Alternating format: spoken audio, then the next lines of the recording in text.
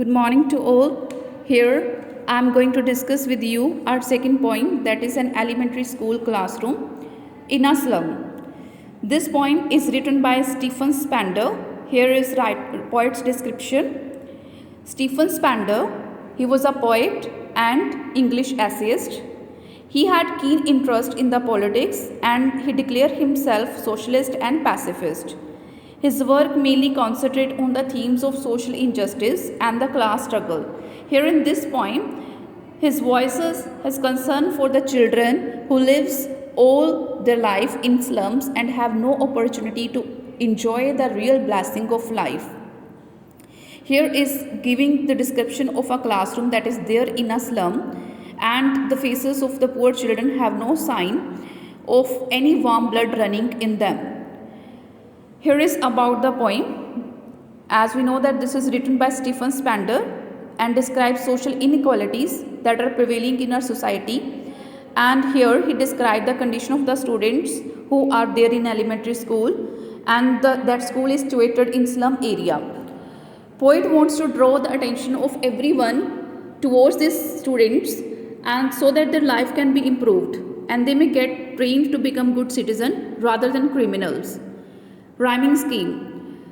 Here, when we read this poem, we'll come to know that this poem followed not any rhyme scheme. So when a poem doesn't follow any rhyme scheme, that poem is called free verse. So this poem has also been written in free verse. Now next, I'm going to describe about this poem and explaining this poem line by line. So here is the passage. Far, far from gusty waves, these children's faces, like rootless weeds, the hair torn around their pallor. The poet sees children sitting in the classroom of a school in a slum. He describes their sad and pathetic looks through moving word picture. He says that the bloodless faces of these children are far from the gusty waves of life and activity that are the mark of childhood. The tall girl with her weighted down head, the paper seeming boy with rat's eyes, the stunted unlucky hair of twisted bones reciting a father's gnarled diseases, his lesson from his desk at the back of dim class. So now he is going to describe the children who are studying there. There is a tall girl with her head weighted down, a pale looking boy who is sitting against the wall. He is so thin and weak. And poet compared him with the wallpaper.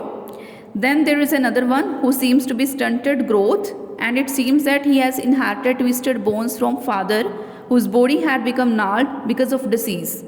Gnarled is a disease here. And one unnoted sweet and young, his eyes live in dream of squirrel's game in tree room other than these. At the back of the class, there is a sweet little child. He has remained unnoticed because of dim light in the classroom. He has dreamy eyes. He is dreaming how squirrels play their game in the tree room. The little boy too dreams of such room for himself that would be quite different from the one where he is sitting now. Here I have written some difficult words.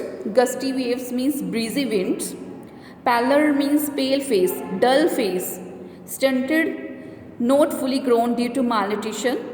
Gnarled, knotted and rough. Weeds, unwanted plants, and paper seeming boy means very thin boy. Literary devices that are used here in this passage are, first is simile. We read the line, children are compared with rootless weeds. Here we are using means the children are like rootless weeds. So its simile is used here. Next, in one line, boy is compared with a paper as he is thin. So metaphor is used, paper seeming boy. Here metaphor is used.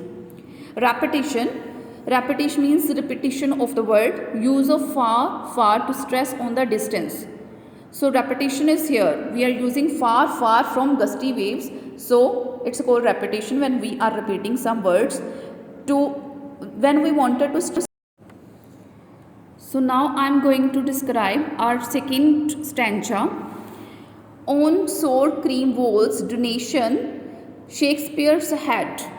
The walls of the classroom in this slum smell of sour cream, and they bear the names of those who have given donations to build this classroom. On these walls, there are pictures of Shakespeare's bust of a cloudless dawn, civilized dome riding all cities, Belt, Flory, Tyrol's Valley, open-handed map, and of a huge cathedral dome that is a symbol of civilization in all cities, and of Austrian Tyrol Valley. It's a valley and it's located in Australia, and it's a bell-shaped flower. Means poet is describing a scenery that are far from their reach.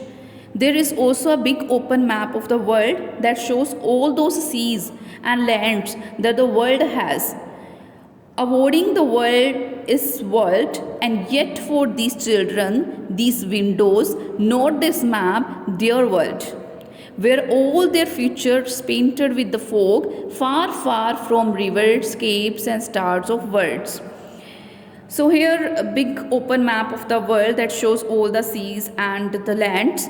But for those poor children, the world shows on the map is not their world. For them, the world is merely these windows of the classroom, from where they can see all the future. From here they can see that their future is all foggy. It's the only narrow street that is sealed in with a dull sky.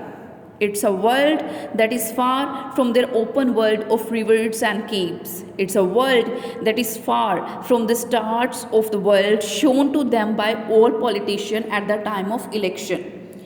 So here are some words: soar, donations. Literary devices that are used here: metaphor. Here sour cream walls means walls are described to be dull as sour cream, so metaphor is used here. Narrow street sealed with a lead sky means the future of the kids is described as limited and foggy. So these two lines represent metaphor. Next, repetition of vowel. Repetition of vowel is called assonance. Ballad, Flory, Tyrol's Valley. Here the repetition of E is here. So this is assonance. Allusion. Here reference to well-known person or places. Shakespeare's head, Tyrol's Valley. And repetition, far again is repeated here. So repetition is used here. So these are the literary devices that are used here in this passage. This is all about the two passages of this poem. Thank you. Have a nice day. And rest we will continue next week.